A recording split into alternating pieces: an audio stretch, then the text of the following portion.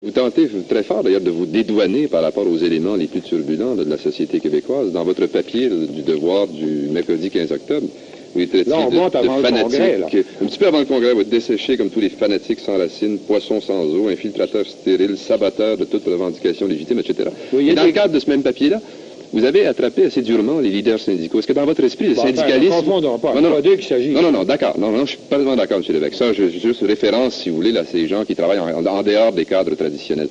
Mais dans le même papier, vous avez attaqué aussi très durement les leaders syndicaux. Est-ce que pour vous, le syndicalisme est déboussolé? Qu'est-ce que c'est? Non, écoutez, d'abord, vous permettez, là, il y a beaucoup de choses dans votre question. J'ai tout un article, j'ai travaillé comme un chien là-dessus, mais vous devez au moins... Non, vous pouvez les prendre une par une, les questions, là. C'est-à-dire, c'est peut-être très dur ce que j'ai dit sur un petit groupe de quelques centaines d'individus au maximum, chez nous comme ailleurs. Ils peuvent être plus ou moins justifiés dans certains climats. Je crois que chez nous, c'est totalement injustifiable. Non seulement ils perdent leur temps, ils risquent de perdre leur vie.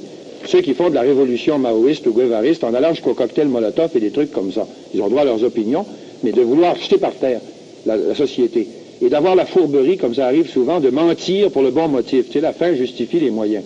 Ça, je crois que c'est catastrophique. Je crois qu'on doit le dire. Mais toute l'activité démocratique ne passe pas nécessairement par le cadre du parti. Non, ça passe pas par le cadre du parti. Il y a toute une série de corps intermédiaires. Seulement, notre climat, si vous voulez, je vais être cynique. Je dis que certains de ces gars ou filles, peu importe, dont certains sont d'un certain âge déjà, d'ailleurs, c'est des adolescents un peu retardés, je trouve, qui appliquent leur lecture révolutionnaire à l'occasion de cocktails Molotov ou de bâtons de dynamite, etc., pour jeter par terre une société, cyniquement, je dirais, qu'en plus de la question morale qui peut se poser, après tout, pourquoi faire du mal quand on peut travailler autrement? Et personne ne nous empêche de travailler autrement au changement. J'en suis la preuve, personne ne m'a empêché jusqu'ici. Bon, j'en suis une preuve modeste, mais enfin, ça existe. Alors, à partir de là, cyniquement, je dirais qu'en plus, ils sont imbéciles un peu.